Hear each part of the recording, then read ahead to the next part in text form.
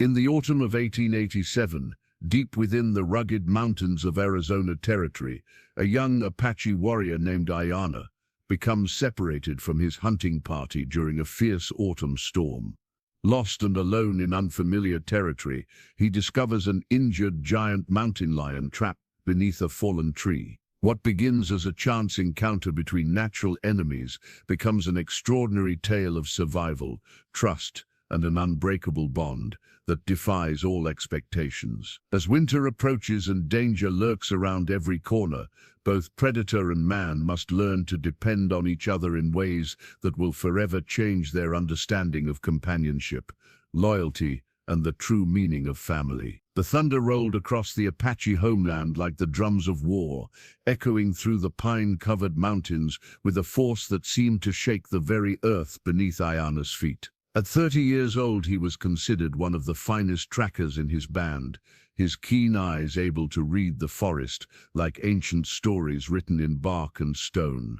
But today, even his legendary skills felt inadequate against the fury of nature unleashing itself upon the Arizona mountains. "The spirits are angry," whispered Nalnish, his younger cousin, as lightning split the darkening sky above them. The hunting party of 6 Apache warriors had been tracking a herd of elk for 3 days, moving deeper into the sacred mountains that their ancestors had called home for countless generations. Aiyana pulled his deer-hide cloak tighter around his broad shoulders, his weathered hands gripping his bow with practiced ease. His long black hair, adorned with a single eagle feather that marked his status as a proven warrior, whipped across his face in the howling wind. "The elk seek higher ground," he called back to his companions, his voice barely audible above the storm's roar. "We must follow, or our families will know hunger when the snows come." The responsibility weighed heavily on his heart. As the eldest son of their band's medicine man, Aiyana carried not just his own burdens, but those of his people.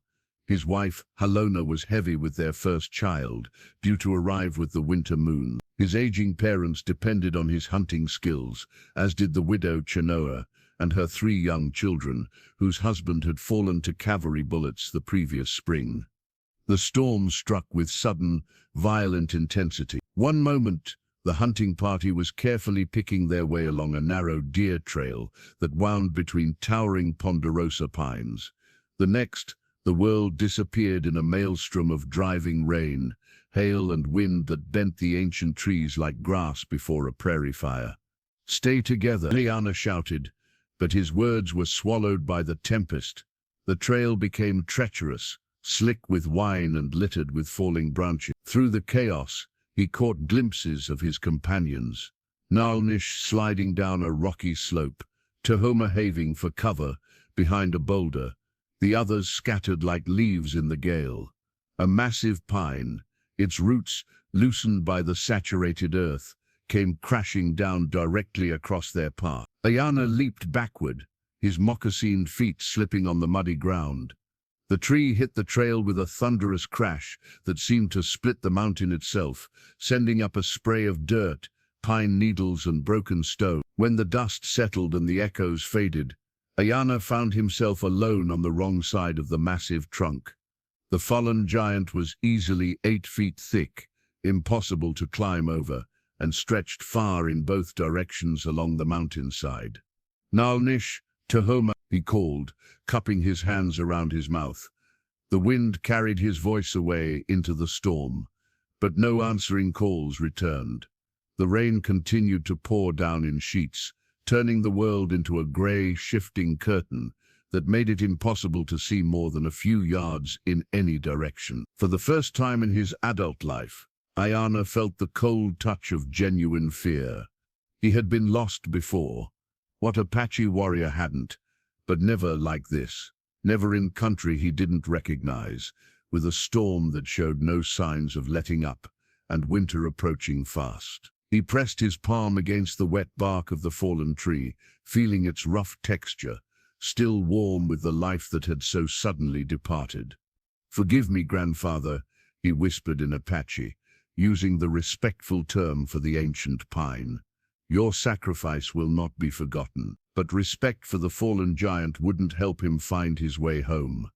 Aiyana studied his surroundings, trying to read the landscape through the chaos of the storm. The rain had washed away any tracks, and the usual landmarks, the shape of ridgelines, the pattern of vegetation, the subtle signs that spoke of direction and distance, were all obscured by the driving precipitation and low-hanging clouds. He had his weapons, his bow, 24 arrows fletched with hawk feathers, a steel knife traded from Mexican merchants, and a war club that had belonged to his grandfather. His medicine pouch contained dried meat enough for perhaps 2 days, a small amount of pemmican, and the sacred items that connected him to the spirit world.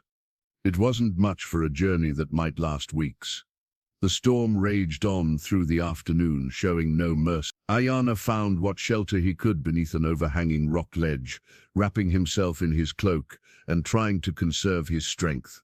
The temperature was dropping steadily, and he could see his breath misting in the cold air. In the mountains, autumn storms often brought the first hint of winter, and this one felt like it carried the promise of snow. As evening approached, the rain finally began to ease, though the wind continued to howl through the pines with mournful intensity. Aiyana emerged from his shelter and began to search for a more permanent refuge for the night. The forest around him was alien. Different trees, different rocks, different smells carried on the wind. He had somehow been swept far from any territory he knew. It was then, as he carefully picked his way down a steep slope covered in loose shale, that he heard it, a sound that made his blood run cold and his hand instinctively reach for his bow. It was low and rumbling, part growl, part moan, the voice of a predator in pain. Aiyana froze, every sense alert.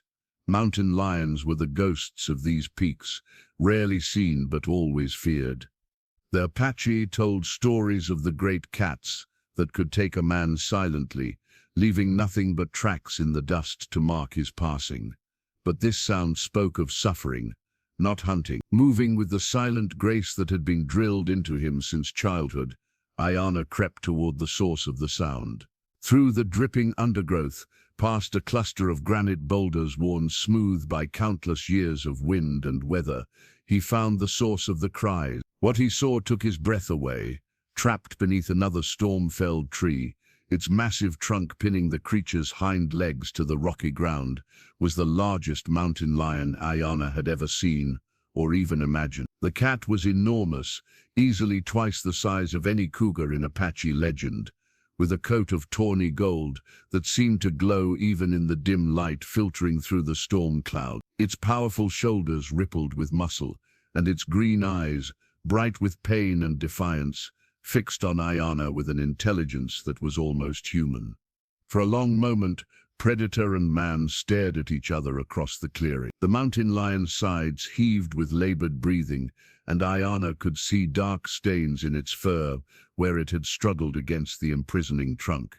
The tree was massive, as large as the one that had separated him from his hunting party, and had clearly been down for some time. Fresh claw marks scored the bark where the cat had fought desperately to free itself. The intelligent eyes never left Aiyana's face, and he saw something there that surprised him, not the blind fury of a trapped animal, but a kind of resigned dignity, as if the great cat understood that its situation was hopeless, and was simply waiting to see what fate would bring. Aiyana's first instinct was to back away quietly, and continue his search for shelter. Mountain lions and humans were natural enemies. It was the way of things, had always been the way of things. The cat was clearly dying. It would be merciful to simply let nature take its course. But as he began to step backward, something stopped him. Perhaps it was the memory of his grandfather's teachings about the sacred bond between all living things. Perhaps it was the echo of his mother's voice, telling him that strength was shown not in the taking of life, but in the preserving of it. Or perhaps it was simply the recognition of a fellow soul, trapped and alone in a hostile world, just as he was. The mountain lion made the sound again, that low, rumbling moan that spoke of exhaustion and pain. And in that moment, Aiyana made a decision that would change both their lives forever. He set down his bow and began to move slowly toward the trapped giant, his hands visible and empty, speaking in the soft, rhythmic tones his people used to calm frightened horses. "Easy, brother," he whispered, in Apache. "Easy, I mean you no harm." The great cat's eyes followed his every movement, but it made no sound of warning, no display of threat. It simply watched, as if it too sensed that this moment balanced on the edge of something extraordinary. Aiyana knelt beside the fallen tree, running his hands along its massive trunk, feeling for the point where its weight was concentrated. The pine was old growth, heavy with the accumulation of decades, and the mountain lion was pinned at the worst possible angle. Even if he could move the tree, there was no guarantee the cat wouldn't attack him the moment it was free. But looking into those remarkable green eyes, Aiyana saw something that decided him completely. The mountain lion wasn't just trapped. It was waiting to see if this strange two-legged creature would prove to be friend or foe, waiting to discover if mercy still existed in a world that had shown it little kindness. As the last light of day faded from the storm-battered sky, Aiyana began to search for stones and branches that might serve as levers. The real adventure, he realized, was just beginning. And somewhere in the darkness gathering around them, other eyes were watching. Eyes that belonged to neither man nor mountain lion, but to something far more dangerous than either had yet imagined. The work was backbreaking and dangerous. In the pale moonlight that filtered through the breaking storm clouds, Aiyana gathered stones and sturdy branches, building a makeshift system of levers around the massive pine trunk. Every movement had to be careful and deliberate. One wrong step, one careless gesture, and the mountain lion might interpret his actions as a threat. The great cat watched his every move with those piercing yin eyes, its breathing shallow but steady. Occasionally it would shift slightly, testing the weight of the tree, and each time Aiyana would freeze, speaking softly in Apache until the animal settled again. "Patience, brother," he murmured, wedging a flat stone beneath his longest branch leaf. "We must work together, or neither of us will see another sunrise." Hours passed. Aiyana's hands were raw and bleeding from handling the rough stones, his muscles screaming in protest as he strained against levers that barely budged the enormous trunk. The mountain lion had grown quieter, its struggles weaker, and Aiyana could see that time was running out. The cat's hind legs had been trapped for what looked like at least a day, maybe longer. Much more time, and even if he freed it, the damage might be too severe for the animal to survive. It was then that Aiyana remembered his grandfather's words about the old ways, the methods their ancestors had used to move stones for sacred ceremonies. Not brute force, but leverage combined with timing, patience, and understanding of how weight and balance work together. He repositioned his levers, creating a fulcrum system that would distribute the tree's massive weight across multiple points. Then he began to work in rhythm, applying pressure in careful sequences, lifting one section slightly while repositioning stones to hold the gain, then moving to the next lever. The mountain lion seemed to sense the change in strategy. Its ears perked forward, and it began to test the pressure on its legs more frequently, as if it too understood that something was different this time. "Almost there," Aiyana whispered, sweat streaming down his face despite the cold night air. "Hold on, my friend. Hold on." With a grinding crack that seemed to split the night itself, the massive trunk shifted. Not much, perhaps only an inch, but it was movement. The mountain lion felt it immediately and began to pull desperately at its trapped limbs. "No, wait," Aiyana called out, his voice sharp with urgency. "Too fast. You'll bring it down on yourself." To his amazement, the great cat stopped pulling and looked directly at him, as if it had understood his warning. Those intelligent green eyes held his for a long moment, and Aiyana felt a connection form between them that transcended the natural order of predator and prey. Working together now, Aiyana applying pressure with his levers, while the mountain lion carefully extracted first one hind leg, then the other, They achieved what neither could have accomplished alone. When the cat finally pulled free and rolled clear of the trunk, Aiyana let his levers fall and collapsed beside them, exhausted. For several minutes, both man and mountain lion lay still, breathing heavily in the moonlight. The cat made several attempts to stand, its powerful legs trembling with the effort, but each time it fell back to the ground with soft growls of frustration. Aiyana could see that the animal's left hind leg was badly injured, not broken, he thought, but severely strained and possibly torn. The right leg seemed better, but the cat was clearly in considerable pain. It would not be hunting anytime soon, and winter was coming fast.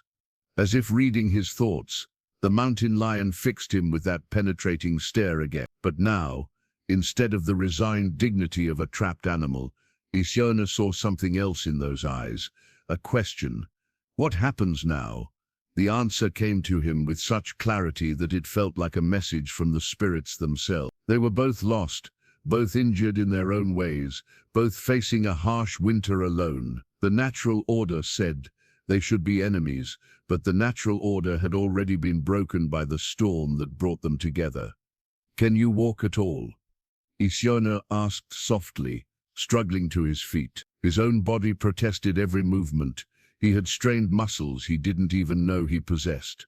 The mountain lion made another attempt to stand, managing to get its front paws under its massive body before the injured hind legs gave out again. It looked up at Aiyana with what could only be described as embarrassment, as if ashamed of its weakness. "There's no shame in needing help," Aiyana said, speaking as much to himself as to the cat. "We all need help sometime." He began to gather materials for a shelter, fallen branches, pine boughs, anything that might provide protection from the cold night air. To his surprise, the mountain lion watched his work with interest, occasionally making low rumbling sounds that seemed almost conversational. When Aiyana had constructed a rough lean-to against a large boulder, he turned to find the cat attempting to drag itself toward the shelter using only its front legs. The sight of this magnificent predator, reduced to such desperate measures, struck him deeply. "Here," he said, moving to the cat's side. "Let me help." What followed was perhaps the strangest scene ever witnessed in those ancient mountains. A young Apache warrior speaking softly in his native tongue, gently helping a giant mountain lion crawl into a makeshift shelter, arranging pine boughs to provide the maximum warmth for his unlikely companion. The cat settled with a long, shuddering sigh, its great head coming to rest near Aiyana's feet. For a moment the warrior tensed, remembering every story he'd ever heard about the lightning-fast reflexes of mountain lions, their ability to kill with a single swipe of massive claw. But the green eyes that looked up at him held no threat, only exhaustion, gratitude, and something that looked remarkably like trust. Aiyana settled beside the injured animal, close enough to share body warmth but careful not to crowd it. He took a small portion of his dried meat and offered it to the cat, who sniffed it carefully before accepting the offering with delicate precision, taking care not to let its teeth touch the human's fingers. "My name is Aiyana," he said quietly, using the Apache word that meant eternal blossom. "What should I call you, my friend?" The mountain lion lifted its great head and looked directly into his eyes. Then, in a voice like distant thunder, it made a sound unlike any Aiyana had ever heard from a wild animal. Not a growl or a roar, but something almost like a purr, deep and resonant and unmistakably friendly. "Takoda," Aiyana said suddenly, the name coming to him as if whispered by the wind. In his language it meant friend to all. "I will call you Takoda." The great cat's purr grew louder, vibrating through its massive chest like the rumble of an underground river. It was a sound that spoke of contentment, of safety, of the beginning of something neither of them fully understood, but both were willing to explore. As the night deepened around their small shelter, man and mountain lion settled into an uneasy but peaceful rest. Aiyana's hand, almost without conscious thought, came to rest on Takoda's thick fur, feeling the steady rise and fall of the animal's breathing. For the first time since the storm had separated him from his hunting party, Aiyana felt something other than fear about his situation. He was still lost, still facing a dangerous journey home through unknown territory, but he was no longer alone, and somehow that made all the difference. In his dreams that night, he heard the voice of his grandfather, the old medicine man whose wisdom had guided him through childhood. Sometimes, grandson, the spirits send us exactly what we need, even when it comes in a form we never expected. The trick is being wise enough to recognize the gift. When morning came, painting the mountains in shades of gold and crimson, both Aiyana and Takoda woke to find that the world had changed overnight. Not just because of their unlikely alliance, but because during the night, the first snow of winter had begun to fall. The real test of their partnership was about to begin. Outside their shelter, moving carefully through the fresh snowfall, other tracks were becoming visible, tracks that belonged to neither man nor mountain lion, but to something that had been following them since the storm, something that meant them both deadly harm. Takoda's nostrils flared as he caught the scent, and a low growl rumbled deep in his chest. His green eyes met Aiyana's, and in them the warrior saw a message as clear as spoken words. Danger approaches. Their bond, forged in desperation and sealed with trust, was about to face its first real test.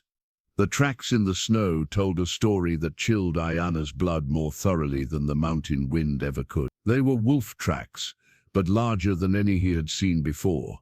The paws of the lead animal were nearly as big as his own hand. A pack of at least 8, maybe 10, moving with the coordinated precision of experienced hunters who had caught the scent of wounded prey. Takoda struggled to his feet, favoring his injured leg, but managing to stand with grim determination. The great cat's golden fur stood on end along his spine, and his lips pulled back to reveal ivory fangs the length of a man's finger. The low growl that rumbled from his throat spoke of ancient hatred, the eternal war between the great cats and the wolf packs that competed for the same territory. "Easy, my friend," Aiyana whispered, placing a gentle hand on Takoda's shoulder. "We need to think, not fight." But even as he spoke the words, Aiyana knew their situation was desperate. Takoda could barely walk, let alone run or climb. And while Aiyana was a skilled warrior, no man, not even an Apache trained from childhood in the arts of survival and combat, could hope to face a large wolf pack and live to tell the tale. The tracks were fresh, laid down during the night while they slept. The wolves had circled their shelter multiple times, clearly debating whether to attack immediately or wait for a better opportunity. The fact that they had chosen to wait suggested they were not ordinary wolves, driven by simple hunger, but intelligent predators who understood that patience often meant the difference between a successful hunt and a costly failure. Aiyana studied the landscape around their shelter, his trained eye searching for advantages, escape routes, or defensive positions. The boulder against which they had taken shelter was part of a larger rock formation, and beyond it the ground rose steeply toward a ridgeline perhaps half a mile away. If they could reach higher ground, they might find a cave or narrow passage where the wolves couldn't surround them. But half a mile might as well have been 50 miles, with Takoda in his current condition. "Can you travel at all?" Aiyana asked, kneeling beside his unlikely companion. "Even slowly." Takoda tested his weight on the injured leg, wincing but managing a few halting steps. The mountain lion's pride was evident in every movement. He was clearly in significant pain, but equally clearly determined not to show weakness in the face of danger. Aiyana made his decision quickly. From his medicine pouch, he pulled out a strip of soft deer hide and began fashioning a support bandage for Takoda's injured leg. The great cat submitted to this treatment with remarkable patience, seeming to understand that the human was trying to help. "There," Aiyana said, tying off the bandage. "That should help support the muscle. But we'll need to move slowly and stay together." As if summoned by his words, a long, mournful howl echoed across the mountainside. It was answered immediately by another, then another, until the very air seemed to vibrate with the voices of the pack. They were close, very close, and they were announcing their presence with the confidence of predators who knew their prey was trapped. Takoda answered, with a roar that shook snow from the nearby pine trees, a sound of such primal fury and defiance that even Aiyana felt his heart race in response. But beneath the cat's magnificent display of courage, the warrior could see the truth. Takoda was afraid. Not for himself, but for the strange two-legged creature who had freed him from the fallen tree and shared warmth and food when he needed it most. They began to move, Aiyana supporting Takoda's weight as much as the proud cat would allow, both of them heading toward the higher ground of the ridgeline. The snow was deeper than it had appeared from their shelter, sometimes reaching nearly to Aiyana's knees, and each step was an exhausting struggle. Behind them, the wolves had gone silent. Aiyana knew what that meant. The pack was moving, probably splitting up to approach from multiple directions. Wolves were master tacticians, capable of complex, coordinated attacks that could bring down prey many times their individual size. They had covered perhaps 100 yards when Takoda suddenly stopped, his great head turning toward a cluster of pine trees off to their left. His nostrils flared wide, and the fur along his spine rose again. A low, warning growl vibrated in his throat. Aiyana followed the cat's gaze and felt his blood turn to ice. Yellow eyes gleamed in the shadows between the trees, not one pair, but several. The wolves had indeed split up and were now moving to cut off their escape route. "This way," Aiyana whispered urgently, changing direction toward a steep rocky slope that might be too difficult for the wolves to navigate quickly. But as they altered course, more eyes appeared in the forest around them. The pack had anticipated their movement and positioned themselves accordingly. Slowly, inexorably, the circle was closing. Takoda made a sound Aiyana had never heard before. Part growl, part whimper, entirely heartbreaking. The great cat was looking directly at him, and in those intelligent green eyes, Aiyana saw something that stunned him. Takoda was trying to communicate a plan, but it was a plan that involved sacrifice. The mountain lion began to limp away from Aiyana, moving toward the largest concentration of wolves. His meaning was clear. He would draw their attention, give his life if necessary, so that the human who had shown him kindness might escape. "No," Aiyana said firmly, catching up to his friend and placing both hands on the cat's powerful shoulders. "We stay together. Both of us live, or both of us die. That is the way of true brothers." Takoda's eyes widened at the words, and for a moment, Aiyana could have sworn he saw tears in them. The great cat rubbed his massive head against Aiyana's chest, a gesture so gentle and trusting that it brought tears to the warrior's own eyes. It was then, in that moment of perfect understanding between two very different souls, that the wolves chose to attack. They came from 3 directions at once, grey and black forms moving like deadly shadows through the snow. The lead wolf was enormous, nearly as large as Takoda himself, with scars across its muzzle that spoke of many battles won. Its yellow eyes burned with intelligence and hunger in equal measure. Aiyana's bow was in his hands, and arrow knocked before conscious thought kicked in. His first shot took the lead wolf in the shoulder, spinning it around but not dropping it. The wounded animal's howl of rage was echoed by the rest of the pack as they closed the final distance. Takoda, despite his injured leg, launched himself at the nearest wolf with a roar that seemed to come from the depths of the earth itself. His massive claws found their mark, sending his opponent tumbling through the snow with deep gashes across its ribs. But there were too many of them. For every wolf they drove back, 2 more seemed to take its place. Aiyana's arrows flew with deadly precision, and Takoda fought with the fury of a creature protecting something precious, but slowly, inexorably, they were being overwhelmed. It was during the height of the battle, as Aiyana drew his steel knife to meet a wolf that had broken through their defenses, that he heard something that filled his heart with both hope and dread. The sound of voices calling in Apache across the mountainside. "Aiyana, Aiyana, where are you?" His hunting party. They had found his trail at last, but they were still far away, and the battle would be decided long before they could reach him. A wolf's fangs grazed his arm as he rolled aside, leaving burning lines of pain across his skin. Takoda roared in fury at seeing his friend injured, and renewed his attacks with such ferocity that 3 wolves backed away from his claws. But the effort cost the mountain lion dearly. His injured leg finally gave out completely, and he collapsed to the snow, still snarling defiance, but unable to rise. The pack sensed victory.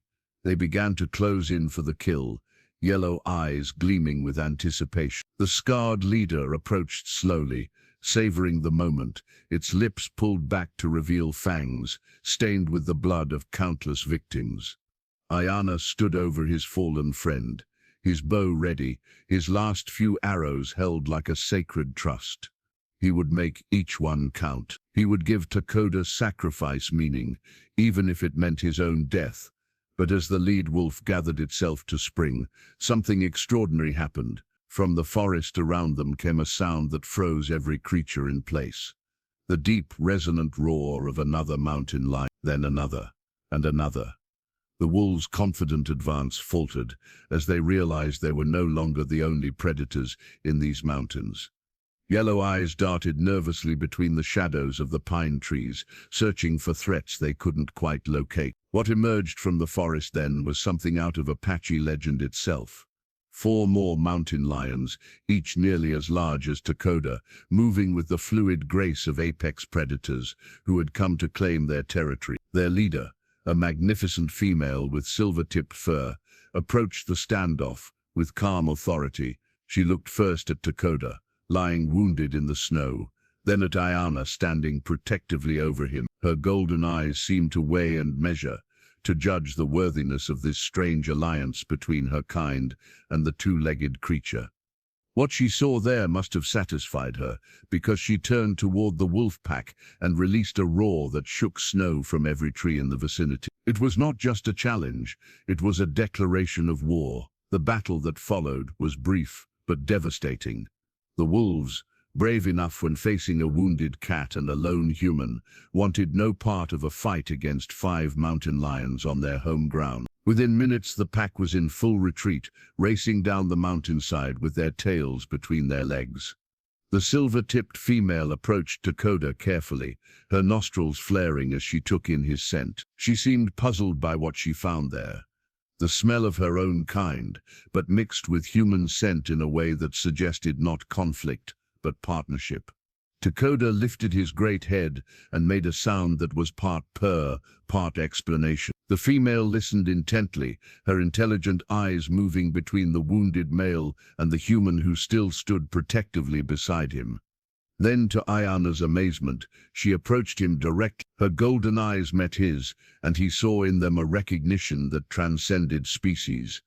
The acknowledgement of one protector by another, one guardian recognizing a fellow guardian's heart. She rubbed her massive head against his shoulder, marking him with her scent, claiming him as part of her territory and under her protection.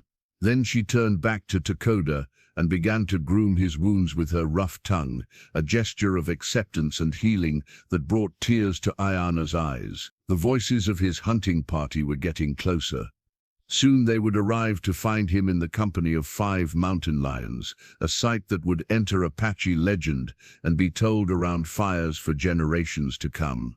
But for now, in this moment of peace after battle, Aiyana knelt in the snow beside his wounded friend and felt something he had never experienced before. The true meaning of family that transcended blood, species, and all the artificial boundaries that usually divided the world into us and them. He was no longer lost. He was exactly where he belonged. The voices of Aiyana's hunting party grew steadily closer, their Apache words carrying clearly through the crisp mountain air. But with each approaching footstep, Aiyana felt his heart grow heavier. He knew what was coming, the moment when 2 worlds would collide, when his people would see him surrounded by mountain lions and assume the worst. "Nalnish, I see tracks here," called a familiar voice. It was Tahoma, the eldest of their hunting party, a warrior whose wisdom was matched only by his skill with the bow. "Many tracks, wolves, and something else," The silver-tipped female, whom Aiyana had begun to think of as Aiyana mother, lifted her head at the sound of approaching humans. Her three companions melted back into the forest shadows with the fluid grace of their kind, but she remained beside Takoda, her protective instincts clearly stronger than her natural weariness of humans. Takoda himself had managed to rise to a sitting position, though Aiyana could see the effort cost him dearly. The great cat's green eyes fixed on his human friend's face, and in them Aiyana saw a question that needed no words. "What happens now?" "I don't know, my friend," Aiyana whispered, placing a gentle hand on Takoda's massive shoulder. "But whatever happens, we face it together." The sound of breaking branches announced the arrival of the hunting party before they actually appears. Nalnish burst through a cluster of snow-laden pine boughs first, his young face bright with relief at finding his missing cousin. But the expression of joy froze on his features as he took in the scene before him. Aiyana kneeling in blood-stained snow beside the largest mountain lion any of them had ever seen, with another equally magnificent cat standing protectively nearby. The evidence of battle was everywhere. Scattered wolf tracks, arrows embedded in trees, dark stains in the white snow that spoke of violence and death. Topuna appeared next, followed by the other three members of their party. Each warrior's reaction was the same: initial relief at finding Aiyana alive, followed by shock, then the instinctive reaching for weapons as they processed the presence of the mountain lions. "Aiyana!" Nalnish cried, raising his bow. "Get away from them, move slowly. We'll try to drive them off." "No!" Aiyana's voice cracked like a whip across the clearing, stopping his cousin's movement before the arrow could be knocked. "Do not harm them. They are my friends. They saved my life." The hunting party exchanged glances that spoke volumes. Their expressions ranged from confusion to concern to outright disbelief. Had the storm damaged their missing friend's mind? Had he suffered some injury that affected his thinking? Taunta, ever the diplomat, lowered his bow but kept it ready. "Aiyana, my son, you have been through much. The storm, being alone in unknown territory, these things can affect a man's judgment. Come away from the cats, and we will take you home safely." "You don't understand," Aiyana said, his voice filled with quiet intensity. "This is Takoda. He was trapped beneath a fallen tree when I found him. I freed him, and when the wolves came, he defended me with his life. And she," he gestured toward the silver-tipped female, "brought her family to save us both. They are not my enemies. They are my brothers and sisters." Takoda, as if understanding the conversation, made a low rumbling sound that was clearly meant to be non-threatening. He looked directly at each member of the hunting party, his intelligent green eyes holding no anger, only curiosity about these new humans in his territory. The silver-tipped female was less trusting. She positioned herself between the hunting party and the wounded Takoda, her golden eyes wary but not hostile. Every line of her powerful body spoke of readiness to defend if necessary, but also of a willingness to listen before acting. Nalnish shook his head in bewilderment. "Cousin, mountain lions do not make friends with humans. It is not their nature. Perhaps in your ordeal, you have mistaken." His words were cut off as Takoda slowly, carefully rose to his feet and limped to Aiyana's side. The great cat's massive head came to rest against the warrior's shoulder in a gesture so obviously affectionate that it could not be misinterpreted. Then, to the amazement of the hunting party, Aiyana wrapped his arms around the mountain lion's thick neck and embraced him like a beloved brother. Takoda's purr was loud enough to be heard by all of them, a sound of contentment and trust that spoke more eloquently than any words could have. "By the spirits," whispered Chama's son, Kuruk, the youngest member of their party. "It's true, they really are friends." Tatuna studied the scene before him with the careful eye of a man who had lived long enough to know that the world held many mysteries. His gaze took in the evidence of the wolf pack, the protective stance of the female mountain lion, and most importantly, the obvious bond between Aiyana and the wounded male. "Tell us everything," he said finally, settling cross-legged in the snow. "From the beginning. Leave nothing out." And so, as the morning sun climbed higher over the snow-covered peaks. Aiyana told his story. He spoke of the storm that had separated them, of finding Takoda trapped and making the decision to help, rather than simply pass by. He described the long night spent building trust, the sharing of food and shelter, and the terrifying moment when they realized they were being stalked by wolves. The hunting party listened in growing amazement as he recounted the battle, Takoda's willingness to sacrifice himself, and the arrival of the other mountain lions who had chosen to defend them both. When he finished, the clearing was silent except for the whisper of wind through pine needles. "This is a tale that will be told for many generations," Totoma said finally.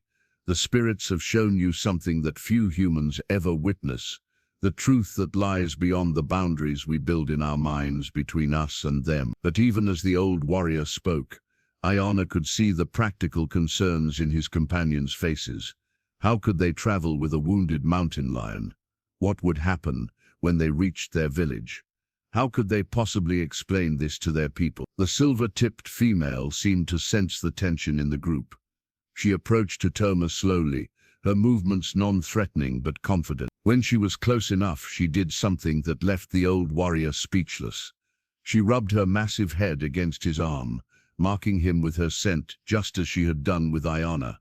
"She's claiming you," Aiyana explained, wonder in his voice.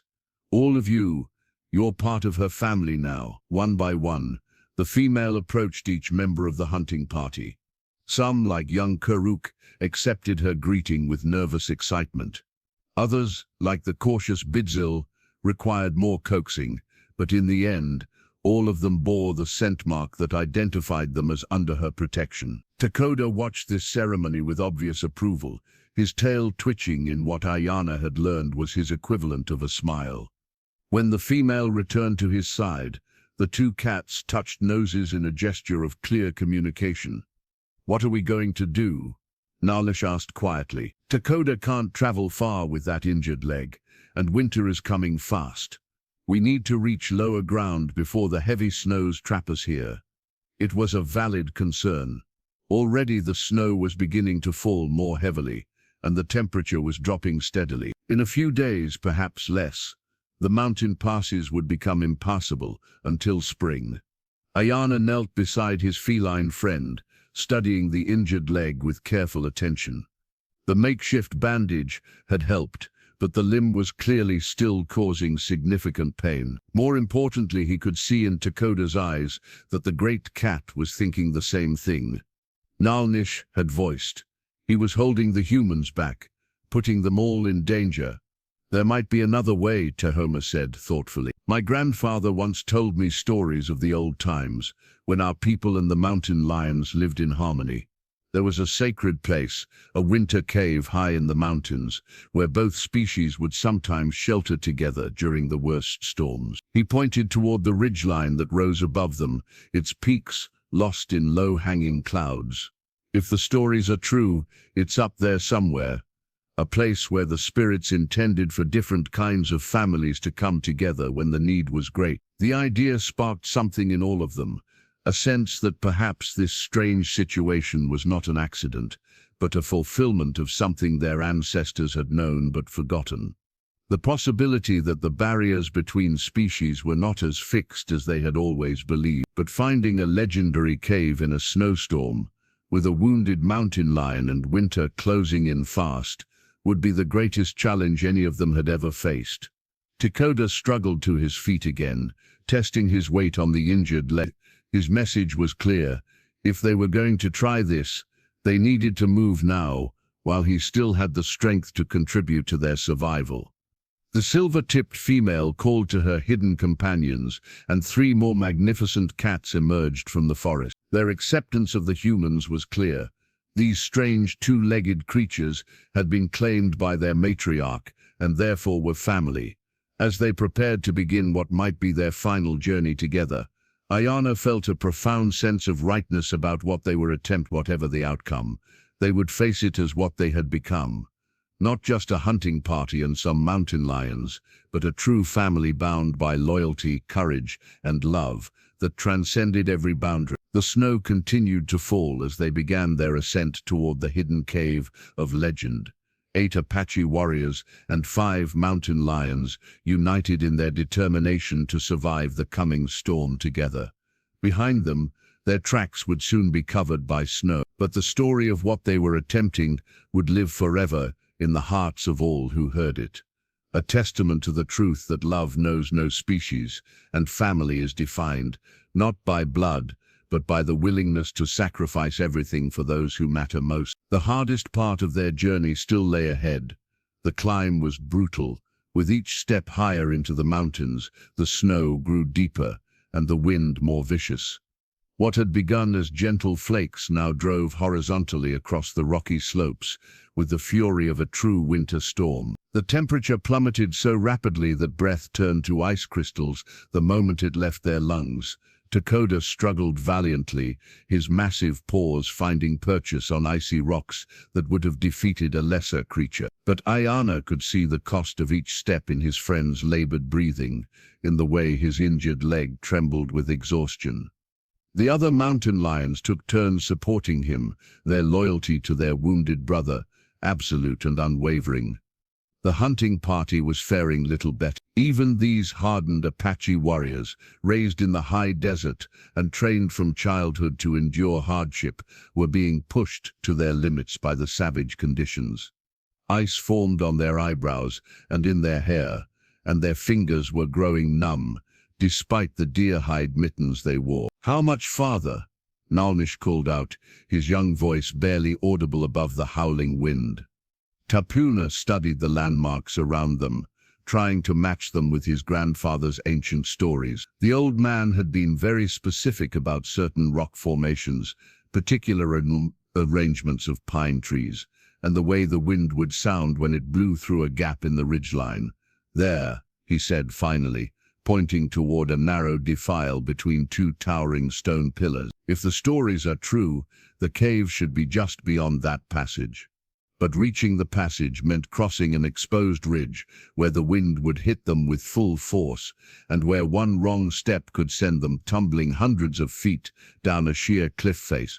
With the snow now falling so heavily that visibility was reduced to mere yards, it would be like walking blindfolded across a tightrope. Takoda made a decision that surprised them all. Despite his injured leg, he began to take the lead, his powerful nose testing the air currents. His keen mountain lion senses, finding safe passage where human eyes could not. The silver-tipped female flanked him on one side, while her other companions spread out to create a protective corridor around the humans. "They know this place," Aiyana realized with wonder. "They've been here before." The mountain lions were indeed familiar with these heights. As they moved forward, their confidence grew, and they began to communicate with each other in the complex system of growls, purrs, and body language that Aiyana was slowly beginning to understand. They were saying that safety was close, that the humans should trust them to guide the way. The passage between the stone pillars was even more treacherous than it had appeared from a distance. The wind funneled through the gap with such force that it nearly knocked them from their feet, and the path was slick with ice that had formed from countless previous storms. But the mountain lions moved with sure-footed grace, and gradually the humans learned to follow in their footsteps, placing their feet exactly where the cats had walked. On the far side of the passage, the wind suddenly died to a whisper. They found themselves in a sheltered bowl surrounded by towering cliffs, a natural amphitheater carved from the living rock by forces older than memory. And there, set into the base of the largest cliff face, was the entrance to the legendary cave. It was immediately clear why this place had been considered sacred by both humans and mountain lions. The cave mouth was perfectly positioned to catch the morning sun while remaining sheltered from the worst weather. Ancient petroglyphs covered the stone walls around the entrance, images of humans and great cats hunting together, sharing food, raising young side by side in perfect harmony. The stories were true, Tahoma whispered, his weathered face filled with awe. "This is the place where our peoples once lived as one family," but their celebration was premature. As they approached the cave entrance, A new sound reached their ears, the deep, aggressive roar of a mountain lion in territorial dispute. From the darkness within came an answering challenge, equally fierce and threatening. The cave was already occupied. The silver-tipped female stepped forward, her hackles raised with her posture more diplomatic than aggressive. She called into the cave with a series of complex vocalizations that sounded almost like a formal greeting. After a tense moment, the response came. Not the furious roar of an enemy, but the cautious inquiry of a potential host. What emerged from the cave was the most magnificent mountain lion any of them had ever seen. He was ancient, his tawny coat marked with the silver of great age, his green eyes holding the wisdom of decades spent surviving in these harsh mountains. Scars across his muzzle and shoulders told the story of countless battles fought and won, and his massive size suggested he was the undisputed king of these peaks. But it was not his size or scars that took their breath away, it was the clear intelligence in his eyes as he studied their unusual group. This was no ordinary mountain lion driven by simple instinct. This was a creature capable of complex thought, of understanding situations that defied the normal rules of the natural world. The silver-tipped female approached him slowly, her body language respectful but determined. She touched noses with the ancient male, then began what could only be described as a conversation. She gestured toward Takoda with his obvious injuries, toward the humans shivering in the snow, toward the storm that was growing more violent by the minute. The old male listened intently, his great head turning to study each member of their party. When his gaze fell on Aiyana, those ancient green eyes seemed to look directly into his soul, weighing and measuring the worth of this human who had chosen to risk everything for a wounded mountain lion. Then the old male did something that would be remembered in Apache legend for generations to come. He approached Aiyana directly, ignoring the nervous stirring of the hunting party, and placed his massive paw on the warrior's shoulder. The weight of that paw, the trust implicit in the gesture, brought tears to Aiyana's eyes. The ancient cat was accepting them, all of them. He turned and padded back into the cave, clearly expecting them to follow. The silver-tipped female purred her gratitude and began herding her family toward the entrance. One by one, humans and mountain lions filed into the sanctuary that their ancestors had shared in times of greatest need. The cave was larger than they had dared hope, with multiple chambers connected by natural passages. The main cavern was spacious enough to house them all comfortably, with a natural chimney that would allow them to have a fire without filling the space with smoke. Most importantly, it was warm, geothermally heated by springs deep within the mountain, a gift from the earth itself. But the greatest wonder was what they found painted on the walls of the deepest chamber. Ancient artwork that told the complete story of the alliance between their peoples, humans and mountain lions working together to hunt, to defend their territory, to raise their young. The paintings showed mixed groups like their own, families that transcended species, love that knew no boundaries. "This is why we were brought together," Aiyana said softly, running his fingers over a painting that showed a human child, sleeping shawled against the side of a great cat. "This is what our ancestors knew, but we forgot. That family is not defined by what we are, but by how much we care for each other." As if to emphasize his words, Takoda limped over to where Aiyana stood and pressed his massive head against his friend's chest. The purr that rumbled from the mountain lion's throat seemed to vibrate through the very stone of the cave, a sound of pure contentment and belonging. The ancient male watched this display with obvious approval, then padded to a pile of furs in the warmest corner of the cave, not random animal hides, but carefully preserved pelts that spoke of previous human visitors. He had been expecting them, Aiyana realized. Somehow, this wise old cat had known that someday the ancient alliance would be renewed.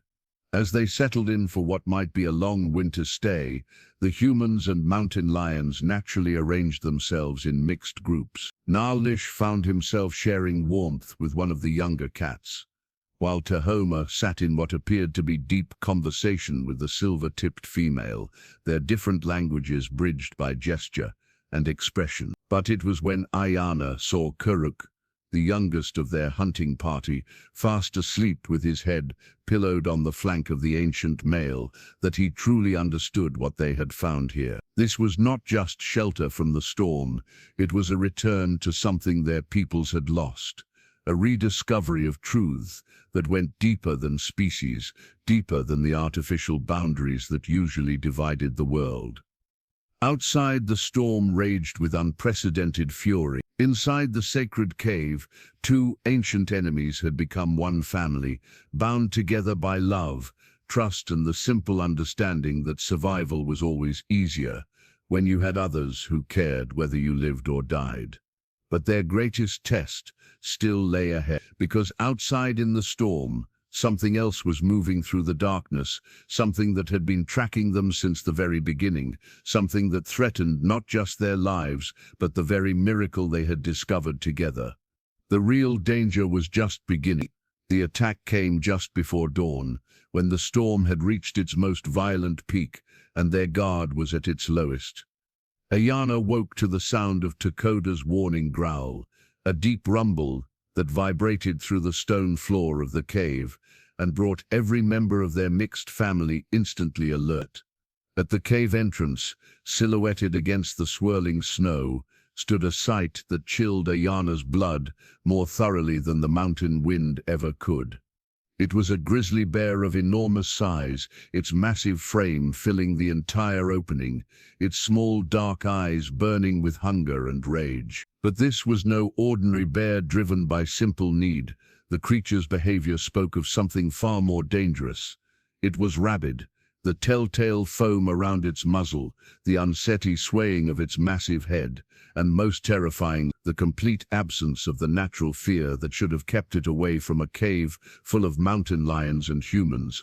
All pointed to the madness that made even the largest predators into unpredictable killing machines. The ancient male mountain lion was on his feet instantly, placing himself between the bear and the vulnerable members of their family. His age-scarred muzzle pulled back to reveal fangs that, while worn by years, were still dead. But even Aiyana could see that this magnificent old cat, for all his courage and experience, was no match for an enraged grizzly twice his size. The silver-tipped female moved to flank the ancient male, her own powerful frame tense with readiness. Her three companions spread out in a defensive formation that spoke of pack hunting tactics adapted for protection rather than attack. But against a rabid grizzly, even their combined strength might not be enough. The humans were at an even greater disadvantage. Their bows and arrows, so effective against wolves, would be like bee stings against the massive bear's thick hide and layers of fat. Their knives and war clubs might serve for a final desperate stand, but no human had ever survived a direct confrontation with a healthy grizzly, let alone a mad one that felt no pain and knew no fear. Takoda struggled to his feet, despite his injured leg, limping to join the defensive line. The sight of the wounded mountain lion preparing to fight to protect his adopted family brought tears to Aiyana's eyes, but it also filled him with a determination that burned brighter than fear. "Stay back," he whispered to Nalnish and the others. "Protect the young one." For young Kuruk was indeed among the vulnerable, as were the two juvenile mountain lions who had been born too recently to have developed the skills needed for such a battle. The grizzly swayed in the cave entrance for a moment longer, its diseased mind processing the scene before it. Then, with a roar that shook dust from the ancient ceiling, it charged into the cave with the unstoppable momentum of an avalanche. What followed was chaos beyond description. The ancient male met the bear's charge head-on, his claws raking across the massive creature's snout, even as it bowled him over with sheer weight and momentum. The silver-tipped female leaped onto the grizzly's back, her fangs seeking the vulnerable spot where neck met skull, but the bear's thick fur and layers of muscle made it nearly impossible to inflict serious damage. Aiyana found himself moving without conscious thought, his war club in his hands, striking at the bear's hindquarters while trying to stay clear of those massive paws that could crush a man's skull with a single swipe. Around him, his hunting party joined the desperate battle, their weapons finding what targets they could in the writhing mass of fur, claws and fury. But it was Takoda who made the difference. Despite his injured leg, the magnificent cat somehow found the strength to leap directly at the bear's throat, his powerful jaws clamping down on the one spot where he could actually inflict mortal damage. The bear reared up on its hind legs, trying to shake him off, and in that moment of vulnerability, the ancient male struck again, his claws finding the soft flesh behind the grizzly's front leg. The battle seemed to last forever, but in reality it was over in minutes. The combination of mountain lion teamwork and human weapons, coordinated by desperate love for their adopted family, proved too much even for the rabid giant. The bear's roar faded to a gurgle, then to silence, as it collapsed in the center of their sanctuary. But victory came at a terrible cost. Takoda lay motionless beside the fallen grizzly, his golden fur stained with blood, some of it the bear's, but too much of it his own. The great cat's breathing was shallow and labored, and when Aiyana knelt beside him, those intelligent green eyes that had become so dear to him were growing dim. "No," Aiyana whispered, gathering his friend's massive head into his lap. "No, you can't leave us now, not after everything we've been through together." But even as he spoke, he could see the extent of Takoda's injuries. The bear's claws had opened terrible gashes across the mountain lion's chest and shoulders, and the effort of that final, decisive attack had torn something vital inside his already weakened body. The other mountain lions gathered around their fallen brother, their expressions heartbroken. The silver-tipped female began to groom Takoda's wounds with gentle strokes of her rough tongue, while the ancient male pressed his scarred muzzle against the younger cat's side, offering what comfort he could. The hunting party formed a circle around the dying mountain lion and his human friend, their faces showing the same grief they would display for a fallen warrior of their own tribe. For they had all come to understand what Aiyana had discovered that first night in the storm, that Takoda was not just a mountain lion, but a brother, a friend, a member of their family in every way that mattered.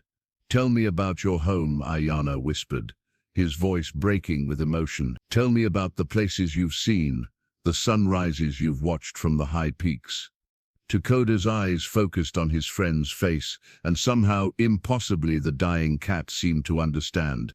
He made a sound that was part purr, part sigh, a sound that spoke of contentment despite the pain, of gratitude for the friendship that had transformed his final days from loneliness into belonging. "I wish I could have seen your cubs grow up," Aiyana continued, tears flowing freely down his weathered cheeks. "I wish we could have had more time, more adventures together. I wish—" But Takoda was looking past him now, his gaze fixed on something beyond the physical world. His great head lifted slightly, and his ears perked forward as if he were hearing voices calling to him from a great distance. Then, with one final, gentle purr that seemed to encompass all the love and gratitude he felt for the strange, two-legged creature who had freed him from the fallen tree and given him the gift of family.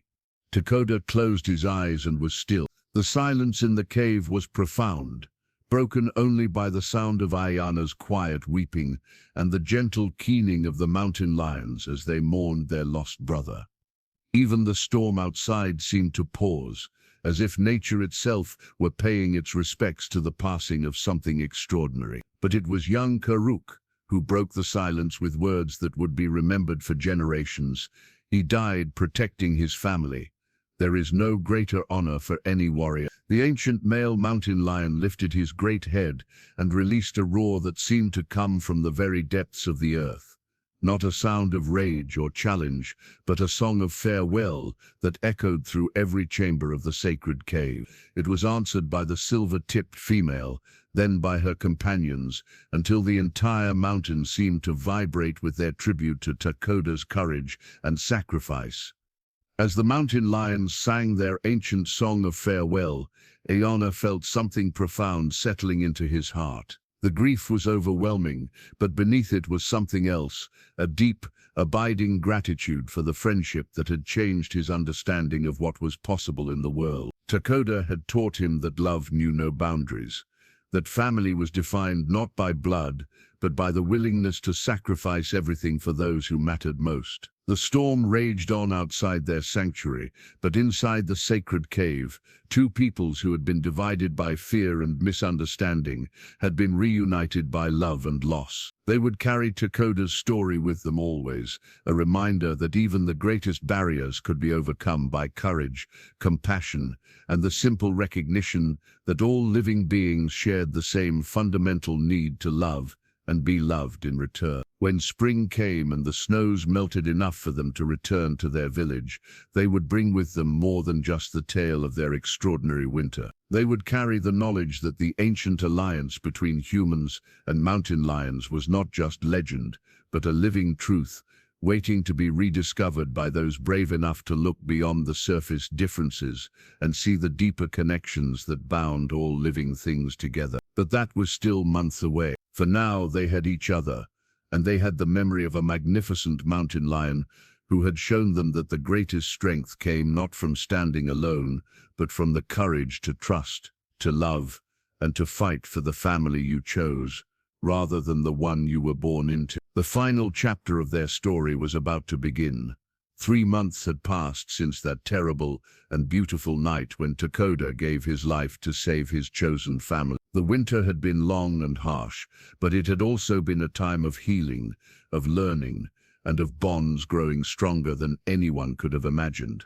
In the sacred cave, humans and mountain lions had truly become one family. They shared food, warmth, and even the responsibility of caring for the young. Kuruk had become particularly close to the two juvenile mountain lions, spending hours teaching them games while they taught him the subtle language of purrs, growls, and body movements that allowed communication between species. Nalnish, initially the most skeptical of their group, had formed an unexpected friendship with the silver-tipped female, whom they had come to call Aiyana Mai, Mother Aiyana, in honor of both her maternal nature and her acceptance of Aiyana as family. She had begun bringing him small gifts, interesting stones, perfect feathers, even a few rare mountain flowers that bloomed despite the snow, as if trying to comfort him in his grief over Takoda's loss. But it was Aiyana himself who had been most transformed by their winter together. The loss of his dear friend had broken something in his heart, but it had also opened him to a deeper understanding of love's true nature. He spent long hours sitting beside the stone cairn they had built for Takoda, speaking to his fallen friend about the daily miracles happening around them. The way Titoma and the ancient male had developed their own form of silent communication, the evening ritual of mixed grooming that had developed naturally among their group, the sound of laughter that somehow transcended language barriers. As the first signs of spring began to show themselves, a subtle warming in the air, the occasional patch of bare ground where the snow had melted, Aiyana knew their time in the sacred cave was drawing to a close. The hunting party would soon need to return to their village, and difficult decisions would have to be made about their extraordinary friendships. It was on a morning when the sun shone brightly through the cave entrance for the first time in months that Aiyana Ma approached him with something that made his heart race with both joy and sorrow. Held gently in her mouth was a tiny mountain lion cub, barely old enough to open its eyes, followed by two equally small siblings, tumbling after their mother on unsteady legs. She had been pregnant during their winter together, but had hidden it with the instinctive caution of her kind. Now, as she placed the smallest cub directly in Aiyana's hands, her message was unmistakable. She was entrusting him with the most precious thing in her world, her children. The tiny cub was golden like his father had been, with the same intelligent green eyes that had looked into Aiyana's soul that first night in the storm. As the warrior held the little creature close to his chest, he felt Takoda's presence as strongly as if his friend was still alive, still purring beside him in the warmth of their shared shelter. "Hello, little one," Aiyana whispered, his voice thick with emotion. "Your father was the bravest soul I ever knew. He would be so proud of you. The ancient male approached slowly, his scarred face gentle as he investigated the newest members of their family. When he looked up at Aiyana, those wise old eyes held a question that needed no words. What happens to them now?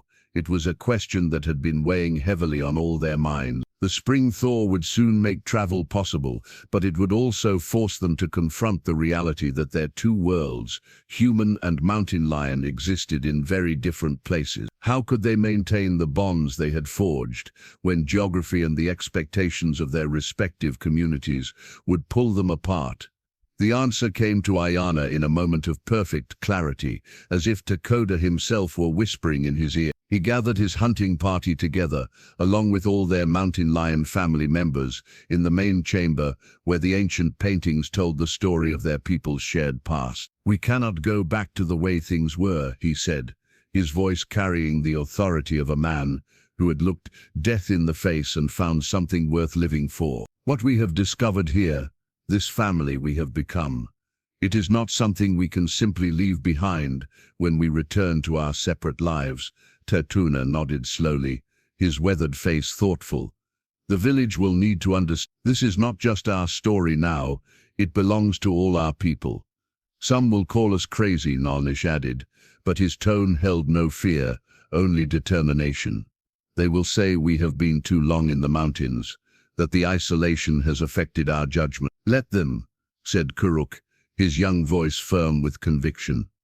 "When they see the truth of what we have found, when they witness the bonds that exist between us, they will understand, and if they don't," he shrugged, his hand resting gently on the head of one of the juvenile mountain lions, "then they will learn." But it was the ancient male who provided the real answer to their dilemma. Rising stiffly to his feet, the old cat padded to the wall, where the most detailed paintings showed humans and mountain lions living together in a thriving community. He pressed his massive paw against one particular image, a scene of mixed families traveling together, cubs and children playing side by side, adults of both species working as partners in the great task of survival. His meaning was clear.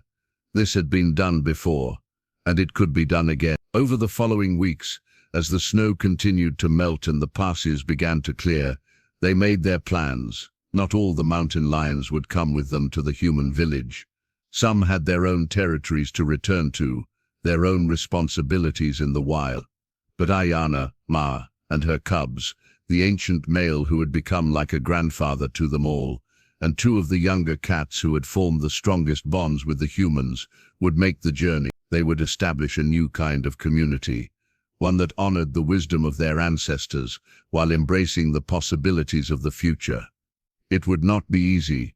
There would be fear to overcome, prejudices to challenge, minds to change, but they had proof that it was possible, written in the love that had grown between them during their winter together. The morning of their departure was bittersweet. As they prepared to leave the sacred cave that had sheltered them through the harshest months, Aiyana made one final visit to Takoda's cairn. He placed his hand on the carefully arranged stones and spoke the words that had been growing in his heart for months. "Your sacrifice was not in vain, my brother. Because of you, two peoples who had forgotten how to trust each other have remembered what it means to be family. Because of you, these cubs will grow up knowing that love has no boundaries, that courage comes in many forms, and that the greatest strength lies not in standing alone, but in choosing to care for others more than yourself." A warm breeze stirred through the cave, carrying with it the scent of pine and coming spring, and for just a moment, Aiyana could have sworn he heard an answering purr carried on the wind. The journey down from the mountains was unlike anything the Apache had ever experienced. Their procession included not just warriors returning home, but an entire mixed family of humans and mountain lions traveling together as equals. The cubs rode on their mothers' backs when they grew tired, while the juvenile cats ranged ahead and behind like scouts, their keen senses alert for any danger. When they finally came within sight of their village, nestled in the valley below, Aiyana felt his heart pound with a mixture of anticipation and anxiety. Smoke rose from the cooking fires, children played between the dwellings, and life continued much as it had when he left so many months ago. But he was returning as a fundamentally different person, bringing with him a truth that would change everything. The first to spot them was a young boy herding goats on the hillside above the village. His shouts of excitement quickly turned to amazement, then to something approaching fear, as he realized that the hunting party was not alone. Within minutes, the entire village had turned out to witness their return, forming a crowd that buzzed with questions, wonder, and not a little apprehension. Aiyana's wife, Aiyana, stood at the front of the crowd, her arms cradling the infant son who had been born during his absence. The sight of her, of the child he had never seen, filled his heart with joy, even as he worried about how she would react to the extraordinary family he was bringing home. But it was his father, the old medicine man, who stepped forward first. Chaska's ancient eyes took in the scene before him, his son standing confidently beside a massive mountain lion, cubs playing around their feet, the obvious bonds of affection and respect that connected every member of their unlikely group. "My son," the old man said, his voice carrying clearly across the silent village, "it seems the spirits have taught you something during your time away." "Yes, father," Aiyana replied, his hand resting gently on Aiyana Ma's broad head. "They have taught me that family is not defined by blood or species, but by the willingness to love, to protect, and to sacrifice for each other. They have shown me that the barriers we build in our minds are not as strong as the bridges we can build with our heart." What followed was not immediate acceptance. That would take time, patience, and many long conversations around the fire. But it was not rejection either. The Apache were a people who understood that the spirits worked in mysterious ways, and the obvious love and respect between the humans and mountain lions spoke louder than any fears or prejudices. Aiyana was the first to approach, her maternal instincts recognizing the universal language of caring for the young. When one of Takoda's cubs stumbled on unsteady legs, she instinctively reached out to steady him, just as she would have done for any child in distress. The moment their eyes met, human mother and mountain lion cub, something passed between them that transcended species. "He has his father's eyes," she said softly, and somehow she seemed to understand exactly who that father had been and what his sacrifice had meant. As the days turned into weeks, the village gradually adapted to its new reality. Children who had been raised on stories of the terrible mountain lions discovered that these particular cats were gentle, patient, and surprisingly good at games like hide-and-seek. Adults learned that the keen senses and hunting skills of their feline neighbors made the entire community safer and more prosperous. But it was in the evenings, when the mixed families gathered around the central fire to share stories, that the true magic happened. Aiyana would tell the tale of Takoda's courage, of the winter in the sacred cave, of the bonds that had grown between species in the crucible of shared hardship. The mountain lions would add their own voices, purrs of agreement, gentle nuzzles that emphasized emotional moments, the occasional demonstrative roar that brought laughter from the children and tears from the adults. And always, at the center of these gatherings, Takoda's cubs would play with the human children, their golden fur gleaming in the firelight, their bright green eyes reflecting the flames as they chased shadows and tumbled over each other with the pure joy of youth, unburdened by the prejudices of the past. Years passed, and the story of Aiyana and Takoda spread beyond their village to other Apache bands, to other tribes, even to the white settlers who were beginning to move into the territory. Most dismissed it as legend, as the kind of tale that grew in the telling until it bore little resemblance to reality.